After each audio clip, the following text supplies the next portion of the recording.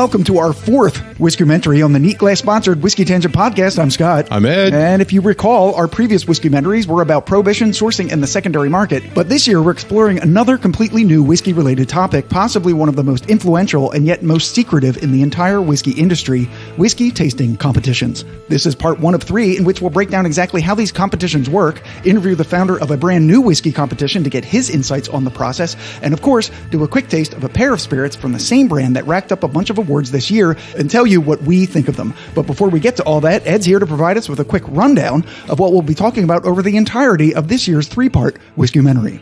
Right, Scott. Thanks so much for that intro. So last year's Whiskumentary It's literally my job. Was... Yes. Last year's Whiskumentary was, of course, the secondary market. The question of why some bottles are rare, some bottles are elevated in price, what makes bottles go up in value, go up in desirability. And so this year's Whiskumentary, the whiskey competitions, I think is directly linked in a lot of ways to last year's Whiskumentary on the secondary market. And what we're going to do in the 3-part Whiskumentary of this year is what we're calling the part 1, the nose, a hopefully thorough introduction to the whiskey competition circuit. We're going to look at everything from how to enter a spirit, basically, how do you get bottles judged, how the judging process works, and an explanation of all the awards given out. And we're going to focus on 6 of the most influential competitions. And believe me, there are dozens and dozens and dozens of competitions. Everywhere you look, they're coming out of the woodwork. They're crickets. Yeah, it's crazy. Wait, crickets. Yes. Okay, go ahead. So the second part that will be released next week, what we're calling the palate, a more in-depth examination of the pros and cons of the whiskey competitions, things like their effect on the secondary market, like I just said, whether or not they're just a marketing tool, and overall if they're a good thing for the whiskey industry as a whole. And we'll be talking to some distillers who enter bottles and see their opinion on them. And then the last part we kind of call the finish, which is appropriate because it's the third and last installment, will be we're going to conduct our own little mini tasting competition to explore the difficulty of evaluating several whiskeys at one time and whether or not the order in which you taste whiskeys might make a difference to the overall outcome. And that's going to be basically a crapshoot because we have not yet quite figured out the format for that. But we thought it might be interesting with other people if we can to maybe judge. Yeah, not sure, that'll be fun. And what they come away with and see if we are in agreement. A lot of anybody listens to our Whiskey Madness in March knows we're not always in agreement palate-wise on what we think the best whiskeys are. So, and so we're going to start talking about 6 of the competitions, how they conduct their business. And Scott's going to start with the granddaddy of them all, the San Francisco World Spirit Competition. Right. I have a history of the competition itself. This is the biggest one out there. And frankly, there's just so much information about it because they're so influential. So it was easier to compile this. Right. All right. So here we go. This is from 2 articles. A 2019 article titled, Here's What Really Happens at the Most Influential Spirits Competition by Dan Dunn, posted at robreport.com.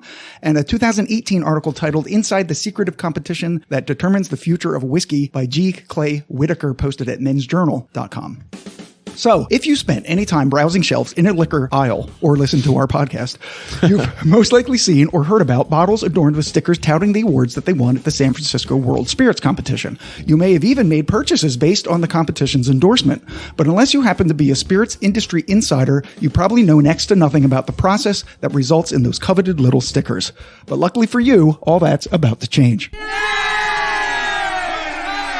Founded in 2000 by James Beard Award-winning drink sage Anthony Diaz Blue, the San Francisco World Spirits Competition promotes itself as the industry's most influential competition. While that might be open to debate, there's no denying the bona fides of the competition's judges. The list annually reads like a who's who of cocktail culture and includes bartenders, bar owners, educators, and even a few journalists, whom they tout as the best of the best in American whiskey. And so, for one weekend every year, San Francisco's Hotel Nico blocks off an entire floor of its convention center from public view, and over the course of 3 or 4 days, judges evaluate thousands of spirits across dozens of categories. The halls smell like the cleanest frat party you've ever attended. But if you forget to eat breakfast, the midday fumes can be dizzying. The tablecloths start off white, but by the end of each day, they're invariably stained with myriad browns, reds, and yellows. The spirits to be tasted are divided into styles: potato vodka, craft bourbon, aged rum, etc., and poured in a closely monitored and protected room that only judges are allowed to enter. A panel of 4 or 5 people is assigned to taste each set, and they're told only the category of what they're tasting. When the tasting begins, there's very little speaking as the judges taste, but do not swallow each spirit in front of them. They spit, of course, because they wouldn't make it past the second round otherwise, and there are many, many rounds. Sometimes there are 8 glasses in a round, sometimes there are more than a dozen. After they record their scores, ranging from double gold, gold, silver, and bronze, and we'll explain what those mean later, the group decides on final scores for each entry. Then on the last day of the competition, only the most awarded spirits are judged again to determine the premium award winners like Best of Class and Best in Show. In fact, although each spirit starts the competition on smaller panels, at each subsequent level, it'll be tasted by more judges so that by the end, a competitor for Best Overall Spirit will have been tasted over 100 times. And these results can change the liquor world in a week. You can witness your favorite hidden gem bourbon disappear entirely from shelves with one press release calling it the best in the world. And if you're the owner of a small brand, high marks can create an industry-wide sensation that changes your life forever. And none of that is hyperbole. Tito's Vodka was a small regional brand until it won double gold over 70 other vodkas in 2001. And we talked in our last Whiskumentary about how Pappy Van Winkle's profile skyrocketed after a Best in Show win in 2015, and how Henry McKenna, my favorite, Ed's darling, how their price doubled almost overnight after winning the same award just 4 years later. And in 2017, a then unknown brand called Barrell, with 2 L's, won Best Bourbon, snatching it from the hands of a few guarded fans and making it equally impossible to find as most of the other great whiskeys. But you may be wondering who pays for all this. Well, the brands do. Each pays a set fee and provides a couple bottles for each spirit they wish to enter. But to the brands that win, it's definitely worth the price of admission. Right. So what are the specifics about the process for that San Francisco World Spirits competition? Yeah. So they tag themselves as the largest and most prestigious spirits competition in the world. They've been active for 22 years. The entry fee is $550. You have to give them 2 or 3 bottles. Explain what that means. $550 per bottle. Per brand entry. Right. So Whiskey Tangent Rye, $550 in 2 bottles. I think we'd call that random belligerence rye. Right. Whiskey, right. That's nice. I like that. Right. Right. That would cost $550 and we'd have to submit 2 bottles. The Whiskey Tangent Bitterness Bourbon would be also $550, and we'd have to submit 2 bottles of that. And so, so on and so forth. So if we wanted to have 5 or 6 expressions judged, you're quickly approaching $3,000 in fees and another $1,000 in whiskey. So it adds up for, especially if you're a small up and coming distillery and you're trying to be in 8, 9, or 10 of these competitions. Right. So go ahead. Yeah. They have over 40 whiskey categories. I mean, they have like 200 categories total in what they do. They don't use the neat glass. But they used to. Exactly. This year, they had 4,900 entries, almost 5,000, as they say. So the judging process it's highly controlled blind tastings, and their experienced judging panel tastes every product to decide if it's medal worthy. Judges do not receive any information on the producer or a price point, ensuring each spirit is judged fairly, equally, and without bias. Nice. So the awards that they give out bronze, silver, gold, double gold, and platinum awards. I will tell you right now, the platinum is very rare. If you get the platinum, you have a special bottle there. It is. So the bronze is, they say, well-crafted spirits that are commercially sound, modestly attractive, and free from significant flaws. It sounds like Bulleit bourbon to me. Yeah. The silver is outstanding spirits that show refinement, finesse, and complexity. The gold is exceptional spirits near the pinnacle of achievement for their categories. And the double gold means that they received gold medals from all the members of the judging panel. Wow. So think about when we talk about getting up to as high as 100 people, you know, like you said, I mean, not every double gold is by 100 people, but you're probably by 48 or 50 people by then. You know, there's not one guy like, I like it. Right. Exactly. Yeah. Like the way Gabe fucks up every time we try to taste something, you know? Oh my God. Don't you love the Little Book? Oh, Little Book chapter 3 is amazing. It's a little hot for me. A little hot in my throat. Hello. Yeah, so double gold really does mean something special it has to be a unanimous decision, basically. Gabe's going to be so mad. So randomly pick on Gabe. Like, Gabe did it like one time, and I just never let him forget about it. So the platinum, like you said, the criteria for getting a platinum, you have to be double gold for 3 consecutive years. That's so hard. Right. So hard. So if you get a platinum from San Francisco, you're at the pinnacle of your profession. First of all, just understand you've already paid $1,650 just to be in the competition. That is true. And 6 bottles. Right. And they have, of course, best of class, the best example of each spirit type, and the best in show. They only choose 5 chosen from the best of class winners of the following: unaged white spirit, aged white spirit, whiskey, brandy, and liqueurs. And that's it. That's their best of classes. That's their best in show. They picked 5 best in shows from those categories. Oh, okay. Got you.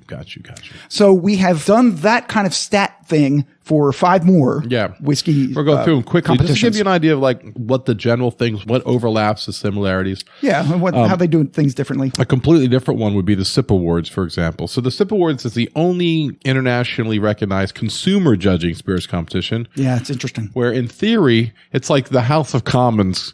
The San Francisco World Spirits Competition is like the House of Lords in Parliament. And then the SIP is like the House of Commons, right? We're like lucky consumers. And I don't know what the criteria is to become a judge. I don't think you could just walk in off the street, put down your Coors Light and start drinking.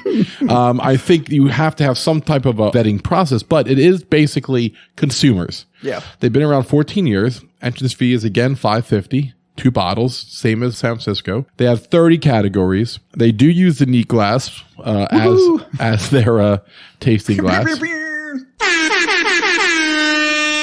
Which, once again, San Francisco did for many, many years, I want to point out. And from what I understand, it was a lot of money from Glencairn that made that change. Yeah. If San Francisco World Spirit wants to dispute that, they could have, but I reached out to them for an interview. They ignored me. Not even crickets. Right, which is fine. But no one has to talk to me. And they're very big and special and important. They certainly don't need me.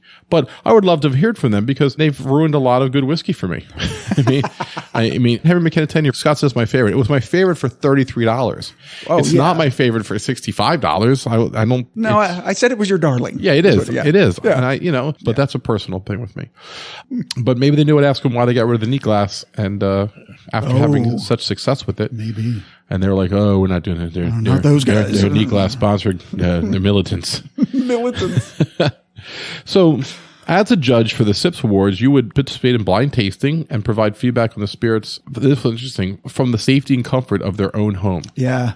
That's crazy to me because my problem with that is control. Right? Other competitions, they say the preparation room is like highly managed. Yeah. So they also have awards. They have gold, silver, bronze, all very vague descriptions of what that means. They have a double gold for the top percentile of their given categories. And they do have a platinum if it earns exceptional marks from consumer judges. And then they have a platinum best of class. This is a premium spirit receiving scores in the pinnacle of their respective categories.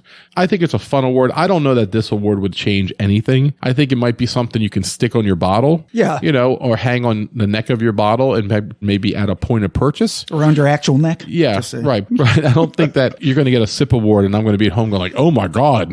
But when you're walking down the aisle, you're like, oh, I got 3 bottles I want to try. I'll try the SIP Award winner. Yeah, I like the fact that it is consumers. But you are right about tasting it at home. You don't know about what conditions they're tasting them in. Yeah, I like to try mine with 7-Up. Did they clean their palates properly between rounds, et cetera, et cetera. Yeah. I like to drink it right out of the bottle. Like I have no idea what they're doing. I like too much water, so now it tastes like something else. Like that's, you got to drink it neat in a neat glass. Yeah. There we go. The next one I have is the International Whiskey Competition, and also reached out to these guys, and they did actually get back to us, but then I think the holidays got involved. And Sebastian was very excited to talk to us, but then he said he was under the weather. Then the holidays popped up, so he definitely wants to talk to us about how he's different than everybody else. So I think I know why he says that his competition is different. So they call themselves the Olympics of whiskey competitions. They've been around for 12 years. The entry fee is $400. A bargain. Yeah, so it's exactly.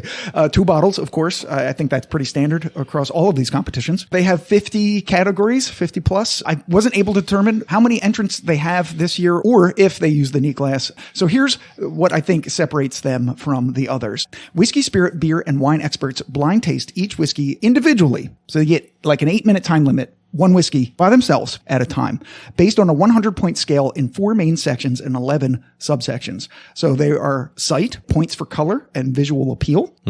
On the nose, you get different points for the intensity and complexity, the distinctiveness of aroma, and the balance of aroma. On the taste, the points are divided among palate and balance, alcohol, body, and complexity, distinctiveness of flavors, and balance between flavors. And the finish, there's 2, length and finish and quality of finish. So you get between 5 and 15 points for each of those, and that adds up to a score on a scale from 0 to 100. Right. The awards that they only give out, like the Olympics that they say that they are, gold, silver, and bronze. That's it. There's no descriptions for those except that the spirits must score above 85 points to be eligible for a medal. Right. And they do give Whiskey of the Year, which is simply the one that gets the most points. I mean, I love that. Right. Very simple. Yeah. So another one that's been around 12 years is the New York International Spirits Competition, not to be confused with the sister competition of the San Francisco World Spirits, which is the New York World Spirit Competition. Right. New York World. Right. This one is the New York International Spirits Competition, but just talks about how confusing it is. You might see an award from there and think it's the other one. Right. Right. And so, I mean, they're all very similarly named. Right. So while the SIP Awards had about 1,250 entrants or so, the New York International Spirits Competition has over 1,400. $3 to $350 entry fee. I don't know why. Yeah. They give you a late fee. Oh. $300 if you're early, Okay. $325 if you're on time, and $350 if you're late. Oh, look at that. Yeah. 2 or 3 bottles. We got a reason for that? Know it all? I do. So if the bottles are small, like 375 liters, then they'll have to give 3 of those. Well, yeah, right. They should technically give 4, but all right. Well, right. What they should do is give a range of milliliters. How much? Yeah. That's true. They have 50 plus categories, all spirits, by the way, not just whiskey. Yeah. So they have 50 categories. We don't know if they use a neat glass or not. We like to hope they are. Yeah. Now, the difference with this is each judging team is 4 qualified trade buyers, people who work with spirits and their customers on a daily basis. They're a mix of restaurateurs, sommeliers, I don't speak French, retail spirit buyers, distributors, and importers. They try to assemble each judging panel with a mix of different disciplines, so you're not getting 4 bartenders or 4 restaurant owners. They try to mix it up. Yeah. And each judge is paid a $250 stipend for being there. So they're respecting the professionalism of the judges by paying them for their time. Yeah, that's nice. Which I don't think happens at the SIPS Awards, okay? This is bronze, silver, gold, double gold, the way they break down their awards. And it's interesting. They said bronze. They said buyers would purchase it. Silver, buyers would like it. Gold, buyers would love it. And double gold is a unanimous decision by the panelists, a phenomenal product. So if you get double gold at the New York International Spirits Competition, it's a pretty good bottle. Yeah. They also have a best of category where the double gold award winners will be retasted by all panelists to establish eligibility for best in category. And that would be in all the different types of whiskey, vodkas, rums, blah, blah, blah. Right. All right. So the next one that I think we have 2 more. The John Barleycorn Awards. It's a funny name. I love it. They have information about John Barleycorn on their website. And it's really just this fictional character from England that's been used in like folklores and stuff. Yep. And he just went around and planted stuff. Sort of like our Johnny Appleseed. Yes, I was just going to say Johnny Appleseed of whiskey. Yeah, so the John Barleycorn Society is an assemblage of the world's top journalists and industry professionals. It's been around for 4 years only. It's $300 per entry fee, 2 bottles, of course. They have over 100 whiskey categories. They do use the neat glass, and this year they had over 1,200 entries. So they have 2 sets of judges. They have trade writers and marketing professionals. Judging is conducted over a period of days, blind tasted randomly. They're not compared to other submissions in their category. So they're all kind of mixed up when they're tasted, and they use their own 100-point scale based on appearance, aroma, taste, and finish, but no details on that. There may be multiple winners in each category or no winners at all. And the awards that they give are honorable mention, which is thanks for the $500. Right. Thanks for the $300, bro. That's between 60 and 79 points. It says it meets the standards of the industry. Silver is between 80 and 89 points. A well-crafted product deserving recognition. Gold is 90 to 94 points, an excellent product that meets very high standards. And the double gold is a spirit that scores 95 or above, an outstanding spirit that earns top marks from all judges. They have a best of category, like most of them have, the spirit with the highest points in that category. Yep. And the best spirit of the year is the spirit with the highest points overall. Right. And the last one we want to talk about, because right now it's getting boring. Yeah. Well, no, thanks for hanging on. We got one more. Yeah. And then we're going to bring on a guy named Christopher Davies about the Global Spirits Challenge that he's going to be bringing together. It's going to be really interesting to talk to someone who actually runs these competitions. Yeah. So the last one we want to talk about is close to home for us because we're Jersey guys. The ASCOT Awards. Been around 2 years, started by New Jersey's own whiskey personality, Fred Minnick. Because he wears an ascot. Yeah, right. It's his signature look. $475 to have a bottle judged. They do 60 different whiskey categories. Pretty impressive. He does not use the neat glass, but he's in New Jersey. Maybe I can track him down and change his mind. It's possible. And they get at least 800 entrants as far as we could tell. And these are blind tasted and graded on a 100-point scale based on a series of criteria relating to appearance, aroma, taste, and finish. Top scores in each class will advance to a championship round where Fred and an expert in that specific class will blind taste them and choose a champion during a live streaming event. That sounds a lot like our Whiskey Madness, Scott, I have to tell you. Yeah. He has a podcast too. He's got his own YouTube channel. Yeah, he also has an honorable mention category basically saying this meets the standards of the industry. I create the word drinkable for that. This is drinkable. Yeah. Gold, a well-crafted product deserving recognition. Platinum, an excellent product, meets very high standards, highly recommended. And double platinum, outstanding, earns top marks from all the judges. I appreciate him going double platinum and not just becoming another double gold that everybody does. Yeah. So he's like, oh, no one's doing double platinum? Ding, I'm in. Mm-hmm. I'm sure someone's doing double platinum because, like I said, there's like 75 competitions. But well, Kiss did double platinum back in the day. Oh my God, yeah, that's right. Good album.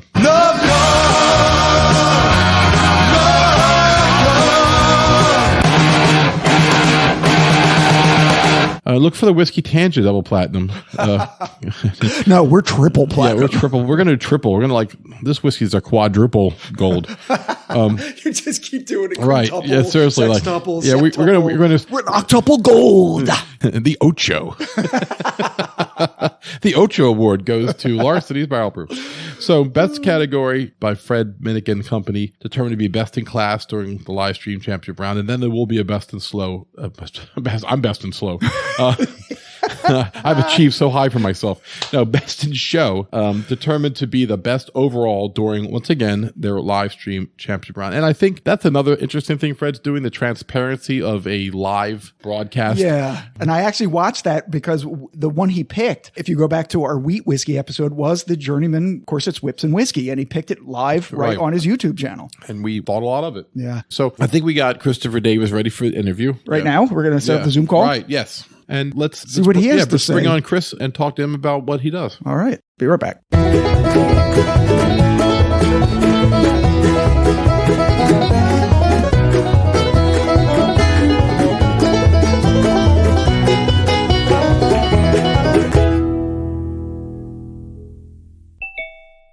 Testing 1, 2. How are you?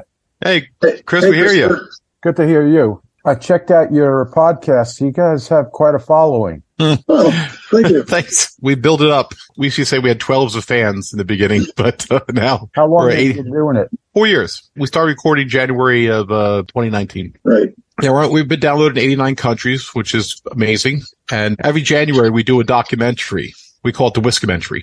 And until this year, I mean, awards that people win, it's a very big deal. Like double gold means a lot. And so we wanted to study the impact that those competitions are now having on the industry and kind of directing what people drink. So could you just give us an overview of what your company does? And then also, I know you want to talk about the new global competition coming up. Sure. Our company was started in New York about 20 years ago, and it was right after 9/11. So we were personally impacted, like most of the people in New York.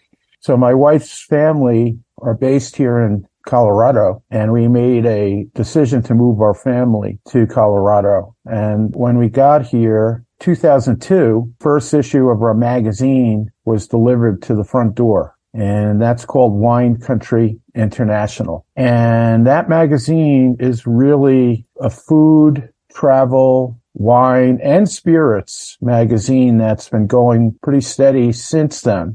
We're mainly online now. So the magazine being online since 2013 has really gotten a great readership of over 600,000 people per month. And they're all over the place. Like your podcasts are being downloaded in Switzerland and, Africa and everywhere in between. So when we got here to Colorado, we were told that, hey, you guys should start a wine festival.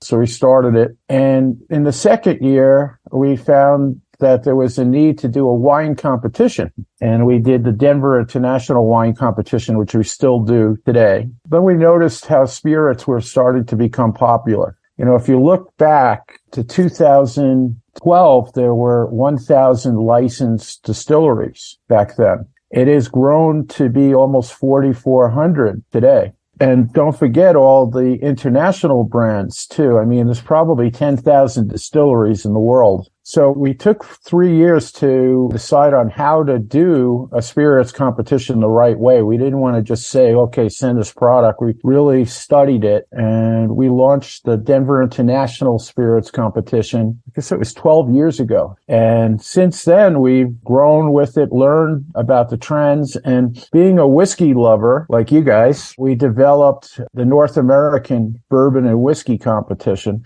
That's been going on for 9 years.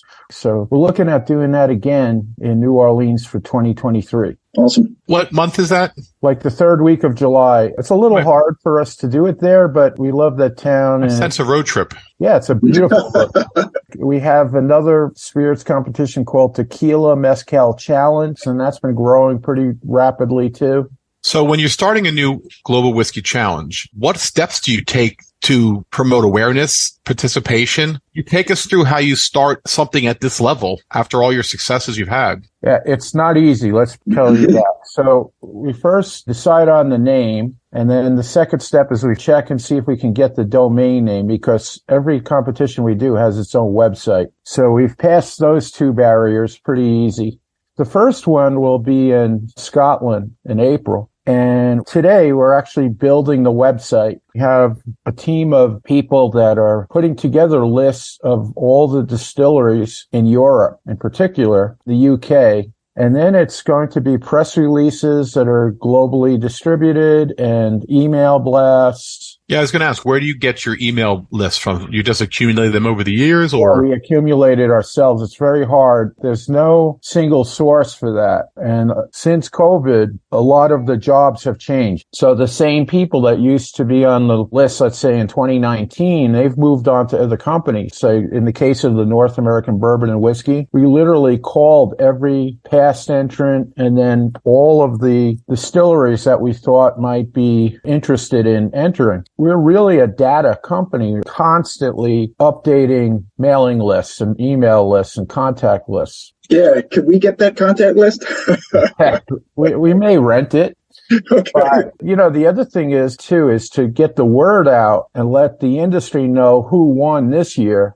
Also, that's ego-driven. So you get an owner, let's say, of a winery in Napa, and he sees that the best of class wine from last year was somebody that he doesn't like as much as other people do. And that might make him enter this year, because he'll say, shit, my wine or my tequila or my whiskey's better than that one. But going back to the Global Whiskey Challenge, the first year is going to be tough. We have very conservative goals for the first year. We're hoping that in the UK and Europe that we get 100 entries. If we get 69 entries, we break even, because we'll be flying staff and judges to Scotland. We'll be using local judges too, but even that's hard to find, who's a real expert, because you could have the hottest bartender in town or mixologist, but they're not consistent. Chris, you should reach out to, there's a guy we just hung out with in New York for a while, David Broom. He's written many books on different spirits, but he's also an expert on Scotch. He could be a great resource to you. That lead. I appreciate that. So, sure. Yeah, so what we're going to do to make it consistent is we're bringing our 3 top judges to Scotland, and they'll be like table captains, okay, at each of the judging tables. And we'll be able to gauge how accurate everybody is by having these reliable people at the tables. So that's how we do it. Less work for Papa. That's what we say. I don't want to have to retaste everything. Yeah, that would be terrible. Can I have that job? Can I be the retaster? Is that a move? Actually, yeah. Where do I send an application for that? Well, and the other thing is sometimes you get a bad bottle. So typically the competitions require 2 bottles. Some whiskey has actual cork on the closure. And just like wine corks can ruin wine, you can have a bad cork on a whiskey too. So sometimes we'll retaste the second bottle just for that reason. Interesting. So the judging format that you have for this Global Whiskey Challenge, is that the same format that you use for your other ones? Pretty much. It's just the categories are different. Right. Scotland has like 7 regions, and then you have the countries too. And you have to think like a computer when you do a competition. The more categories you have, the easier it is to sort out out later on. And the more people that can win, which, let's face it, I mean, I'm happier to come back to your competition if I've won in the past than if I keep getting silver. Exactly. Can you talk about that? The pressure of, you know, like, hey, I paid you $500. I sent you 2 bottles. What's up? Like, how come you don't love my whiskey? Like, there has to be some negative feedback when the people don't get what they want. How do you navigate that proactively, and how do you handle it post-competition? Okay, so in between the time that we started with wine competitions, we realized that being in the Denver market, we're in the heart of beer country too. There were over 300 breweries. So it became apparent that we could do a beer competition, and we had like the best judges in the world in our backyard. So we started the Denver International Beer Competition and learned a lot about how beer competitions work, which are a little bit different than wine. In the world of beer, there's only one winner. Okay. Like you could have 300 IPAs. They just give one medal for that. It's the best. Or they give 3 medals. I guess it's gold, silver, bronze. But they could have 297 that didn't win anything.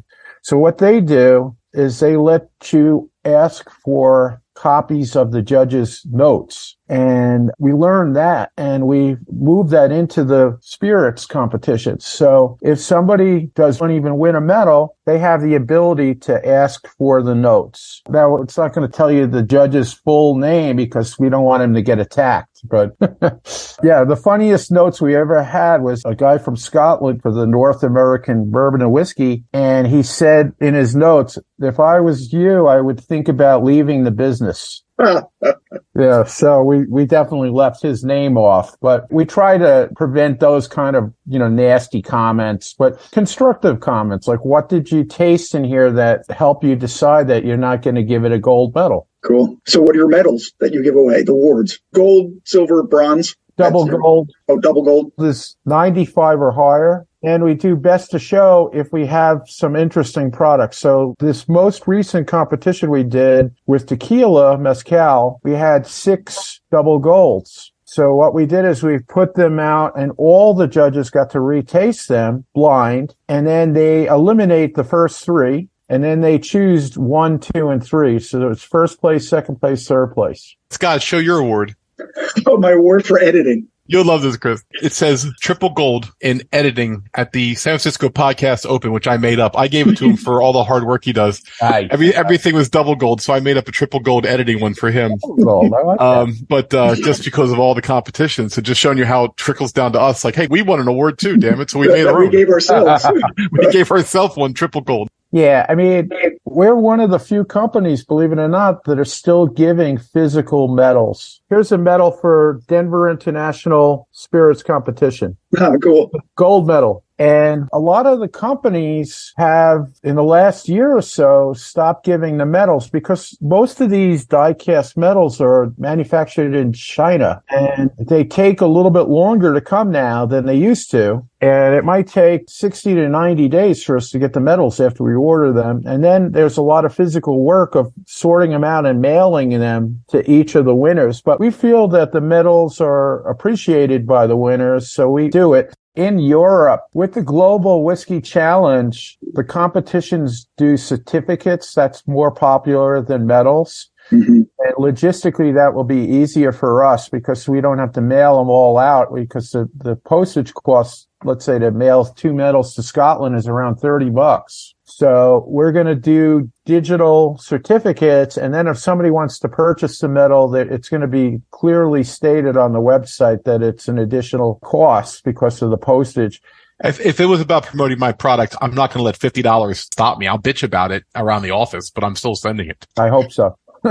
So what is the entry fee for the Global Whiskey Challenge? $400 per bottle. Yeah. $400 US. Now, the concept of these competitions is going to be 3 of them. There'll be one in Japan also for Asian and Oceania products like, whiskeys from Australia and Tasmania. And then there'll be a North American one in New York. And then the 3 top winners will be retasted on the following day in New York, and we'll have a global winner. So it could be a French whiskey, it could be a bourbon from Virginia. We don't know. But that's what makes this very unique. That's an amazing undertaking. Yeah. I did not know that it was that far-reaching. It sounds so exciting. Of whiskey, I love it. When's in New York? Yeah, it's early July. All right. So New Orleans is a little bit later. Yeah, it's around the 23rd of July, I think. So one final question I have is, what is the glassware that you're tasting the whiskeys out of? That's a good question. We drank the lemonade on the neat glass about 5 or 6 years ago. They're a sponsor for our podcast. Oh, that's good to know. Yeah, George has become a great friend over the years. He has a distributor/importer in Glasgow that is sponsoring us there with glasses too. Yeah, so we've been using the neat glass for at least 5 or 6 years on all of our spirits competitions. Well, that makes this a lot easier for us. When we first started out, we had Riedel spirit glasses because we used Riedel wine glasses exclusively for the wine competitions, but after George gave us his demonstration, we were easily sold on the benefits of the neat glass.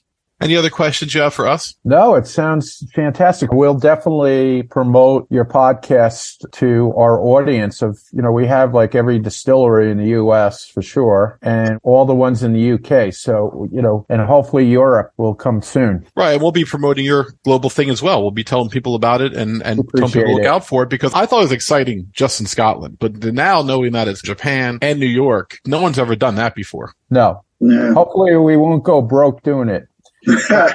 Seriously, maybe we'll see you in New York or New Orleans in July. I mean, love to have you. You guys could taste along with the judges if you want. Yeah, man. If I can get us out there, man, we'll get there. Okay. Right. Thanks so much for coming on with us, Christopher. Yeah. Have a good Thanks. day. Cheers.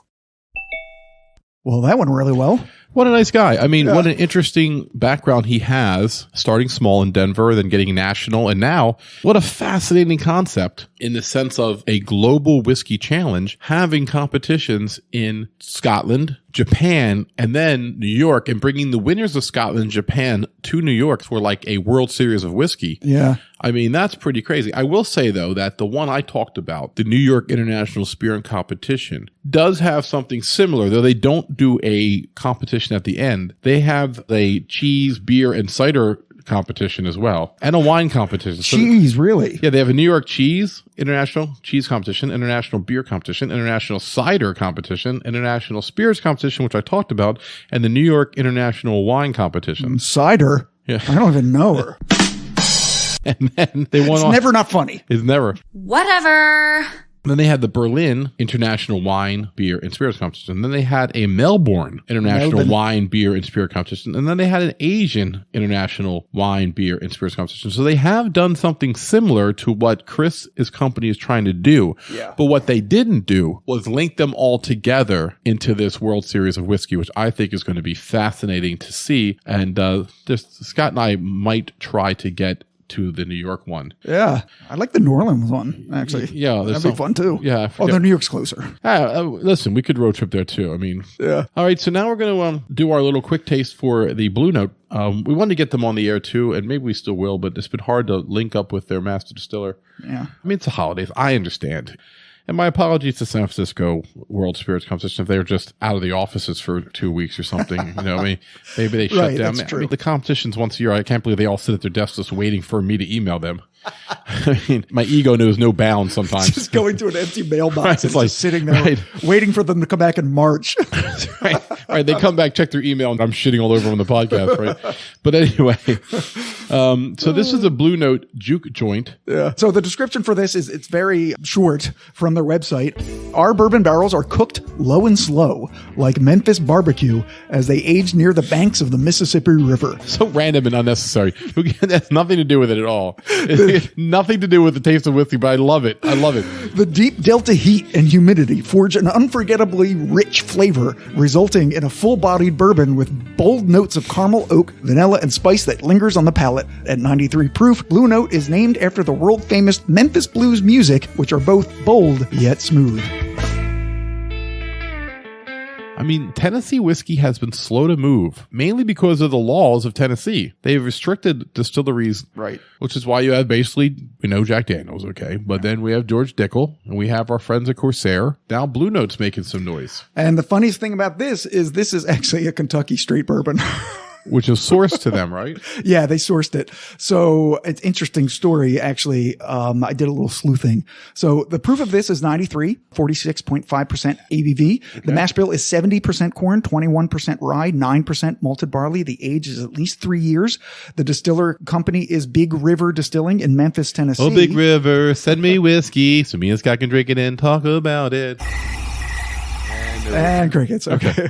The source distiller is not known, but as I said, sleuthing, I discovered that it's very likely the O.Z. Tyler Distillery in Owensboro, Kentucky. And I'll tell you why when we taste the next one, the Uncut, because there's a story there. That's fine. This company was founded in 2014 by Macaulay Williams. There's not really a whole lot on them out there. And the price is only $35. For the Juke joint. For this Juke joint whiskey, the awards that it won, as we smell it, right? They got 93 points from Wine Enthusiast magazine. They won the platinum at the 2022 SIP Awards. Oh, okay. And they won double gold at the 2022 San Francisco World Spirits Competition. Wow. Yeah. So they did pretty well. Remember, platinum means they earned exceptional marks from the consumer judges. And then the double gold means... It was a unanimous decision. Well, every panelist gave it a gold. Correct. All right.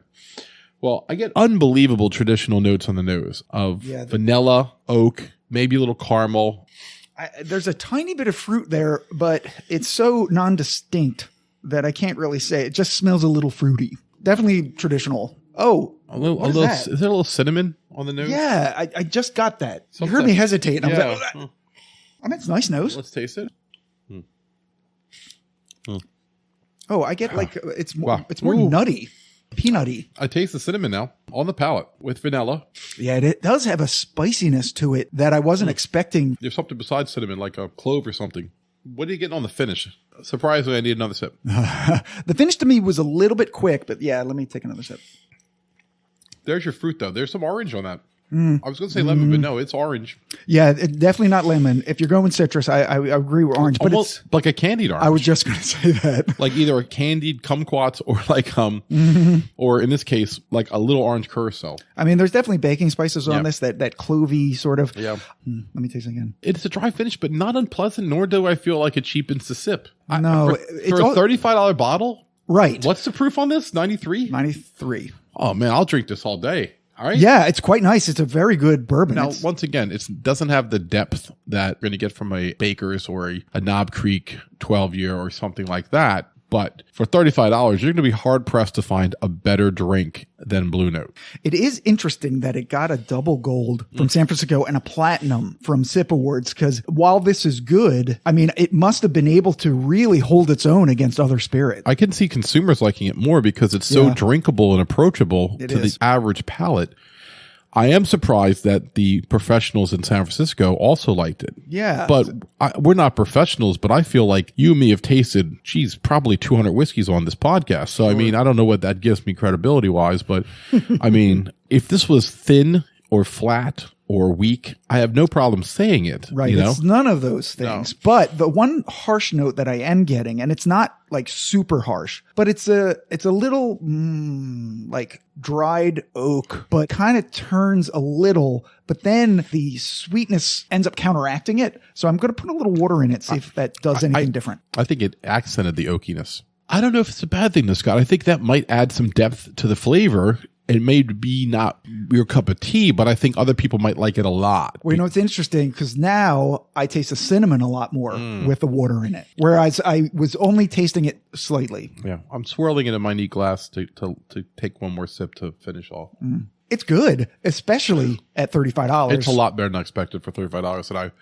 And I'm glad because, you know, Blue Note was nice enough to send it to us. Like, hey, try this out. What do you think? You know? And that's what's interesting about the tasting competitions because they don't know what they're tasting. Right. We know what we're tasting. We know we're tasting, but I don't because Blue Note to me is a name and a bottle. I know they're an up and coming company. Yeah. I know Benash did a barrel pick with them. So I've seen them gaining some momentum. So let's. What are the tasting Breaking notes? Bourbon. Yeah. Looking at it real quick, we hit them all. The nose was traditional, which we said. Caramel, vanilla, maple. Oh, maple. Interesting. Let me spell it again real quick. I'm not sure I got maple off of that. I didn't get maple. No. I got general sweetness, but I put that down for vanilla. Yeah. I got a fruitiness, which they didn't get. But so palate, cinnamon, vanilla, nutmeg. We said clove, but it was nutmeg's probably truer than that. Interesting. And they said they had a thick, oily mouthfeel. To Ching for Gabe. Point to Gabe. Point to Gabe. Point to Gabe. Point to Gabe. The finish was slightly dry. Yeah. Finish I got of that. spice, rich vanilla with notes of oak and oranges.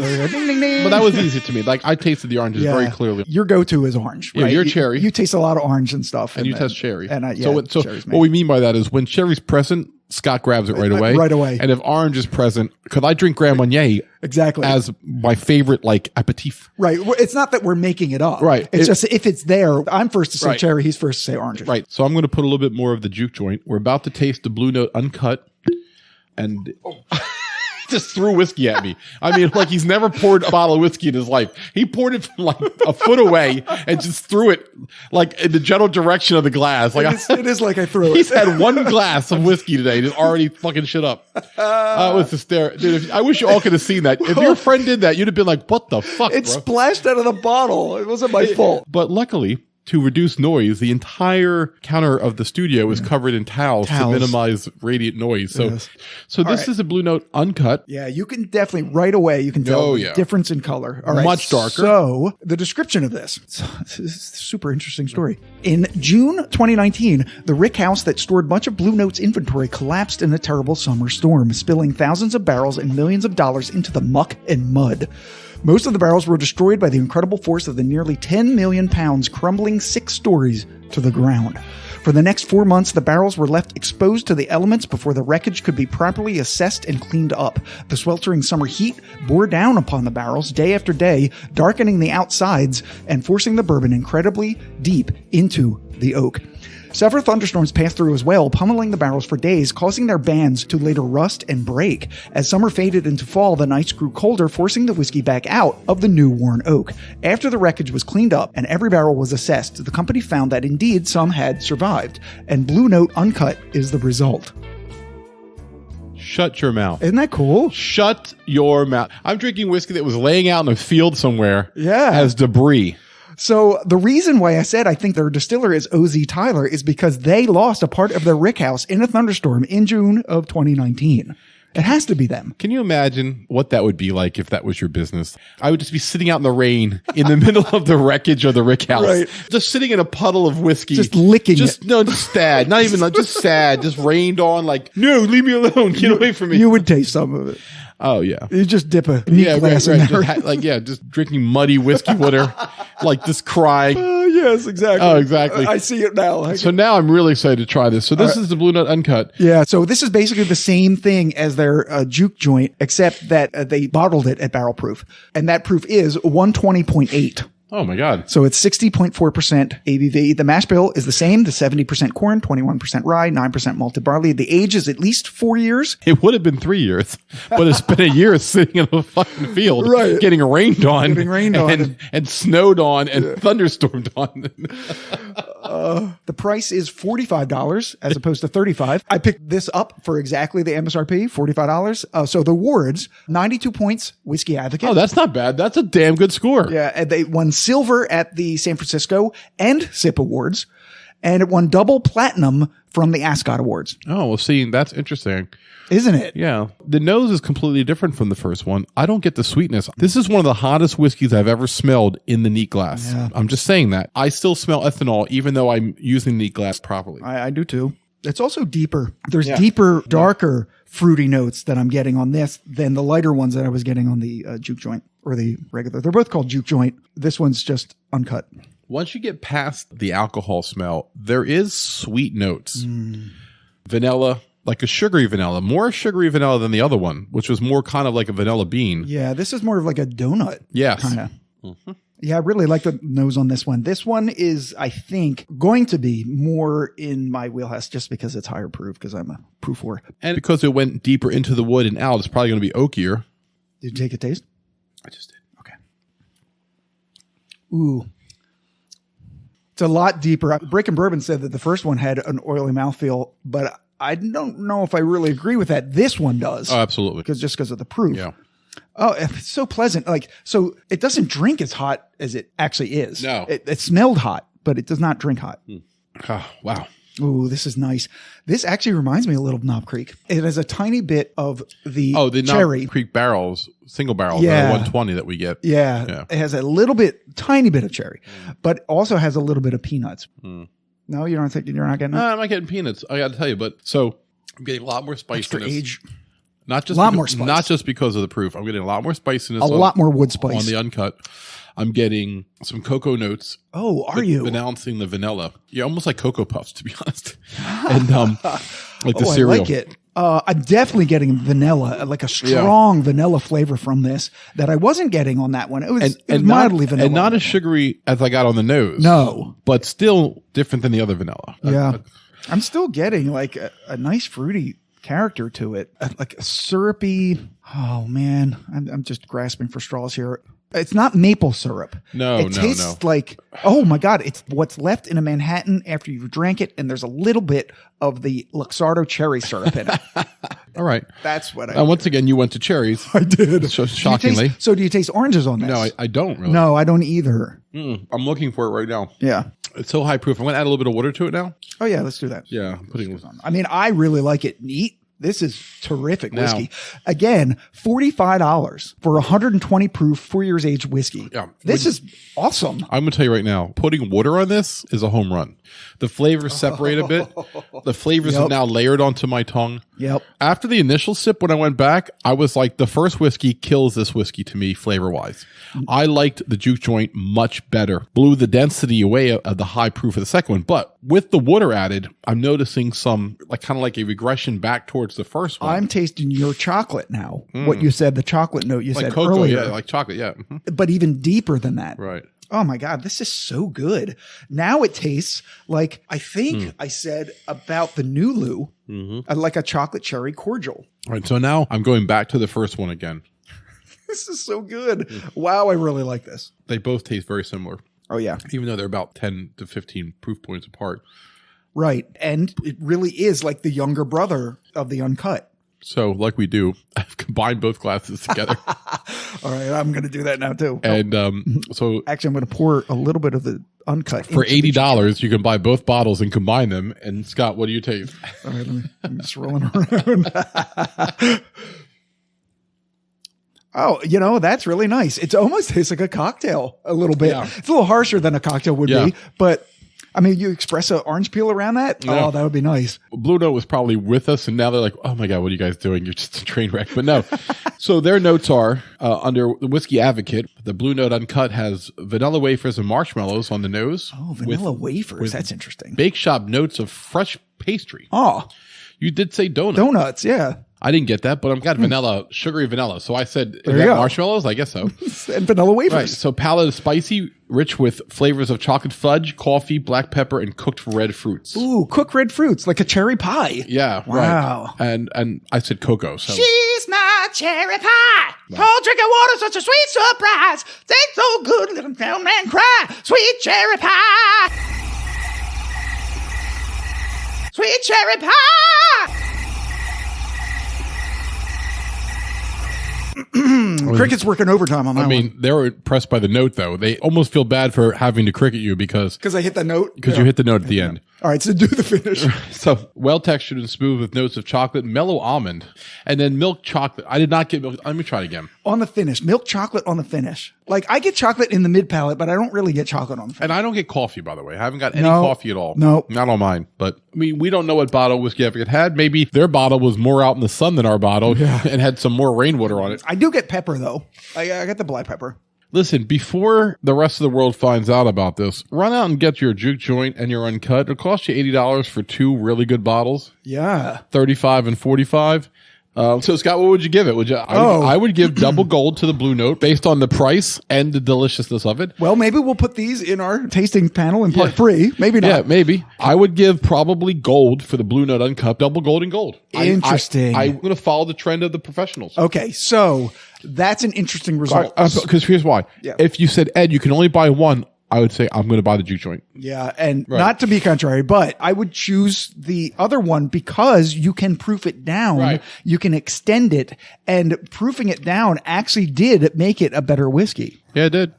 And there's something to be said about that because Scott can get more pours out of his bottle than I get out of mine. And it's only $10 more. Right. It's not like it's double the price like most brands. But right out of the bottle, which is what I think we were doing here, I like the first one better. Okay. Right out of the bottle. And like we said, you're not the only one. Yeah. Platinum and double gold Whereas the one that I like got 2 silvers and a double platinum. Yeah. Oh, the double platinum by Fred Middick, who knows a thing or He two knows about his whiskey. stuff. Yeah. Fred, we're going to have you on one day. I mean, you're too close to us not to be our friend. Yeah. At least friendly. True. Right. And Fred is 4 of the 6 letters in friend. Right. I mean, you're halfway there. You're over halfway there. You're 2/3 of the way there, buddy. So this kind of wraps up our first part of our Whiskumentary, what we're calling the nose. Yep. And next week we'll come out with the palate, which we once again hope is a little bit more of an in-depth examination of the pros and cons of these competitions. Right. So for the Whiskey Tangent Podcast, I'm Ed. I'm Scott. Cheers. Happy New Year's, y'all.